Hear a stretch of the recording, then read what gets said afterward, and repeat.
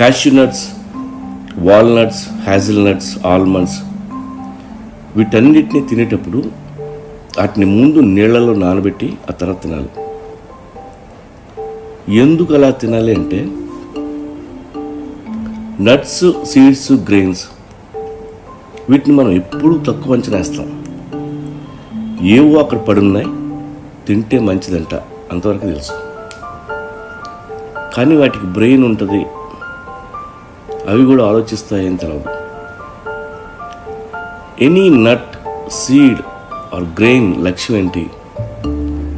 ఇంకో చోట మొలకెత్తాలి, వాళ్ళ జాతిని పెంచుకోవాలి. దానికోసం ఎన్నాళ్ళైనా ఎదురు చూస్తాయి. మళ్ళీ మట్టి, నీళ్లు దొరికేంత వరకు ప్రాణం ఒగ్గబట్టుకుని ఎదురు చూస్తున్న ప్రాణాలు అవి. ఎన్నేళ్లైనా బతుకుతాయి.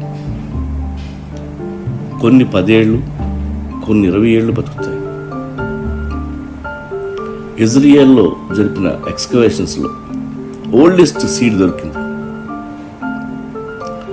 దాని వయసు 2000 సంవత్సరాలు. దాని పేరు జూడియన్ పామ్ సీడ్.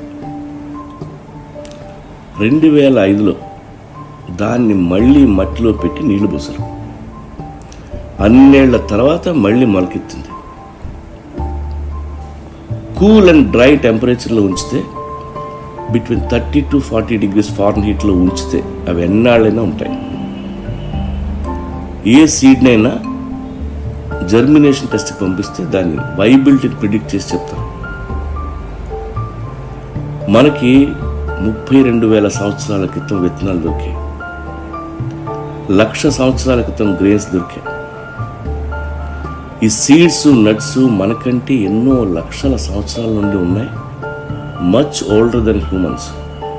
అవి మనకంటే చాలా తెలివైనవి. మనం 4 రోజులు అన్నం తినకపోతే చేస్తాం. అవి అలా కాదు, ఏళ్ల తరబడి తిండి లేకుండా బతకాలి. అలా బతకటం కోసం వాటి చుట్టూ ఒక స్కిన్ తయారు చేసుకుంటాయి. ఆ స్కిన్లో దాక్కుని ఉంటాయి. వేరే జంతువుల నుండి ప్రాణరక్షణ కోసం వాటి స్కిన్ చుట్టూ టాక్సిన్స్ క్రియేట్ చేసుకుంటాయి. సీడ్ చుట్టూ ఫిటిక్ యాసిడ్ ఉంటుంది.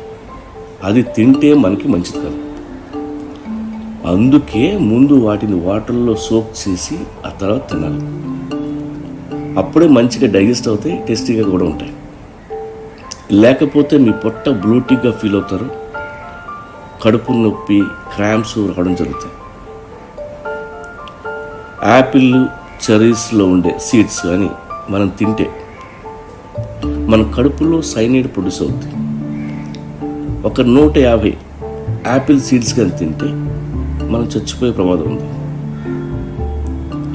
అసలు ఈ చెట్లు ఫ్రూట్స్ ఎందుకు ఇస్తాయో తెలుసా?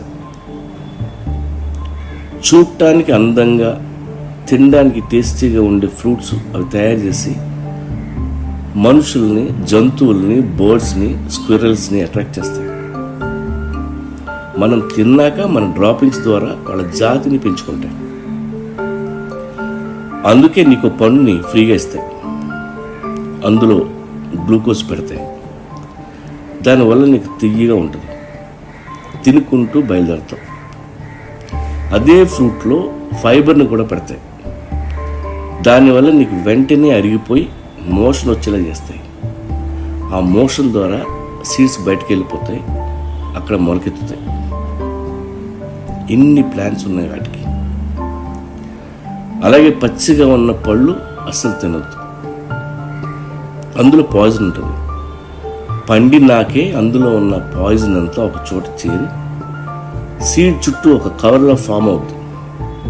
అందుకని పండినవే తినండి. ఈసారి నట్స్, సీడ్స్ కనబడితే కొరకొద్దు. జీడిపప్పు దొరికింది కదా అని తీసుకెళ్ళి బిర్యానీలో దొబ్బొద్దు. నీళ్లల్లో సోక్ చేసిన తర్వాతే వేయండి. లేకపోతే ఆ జీడిపప్పు వల్ల స్టమక్ అప్సెట్ అనే విషయం మనకు తెలియదు. బిర్యానీ అనుకుంటాం. బిర్యానీ మానేసి కిచిడి వండుకొని మళ్ళీ అందులో అదే జీడిపప్పు వేస్తాం. So be careful.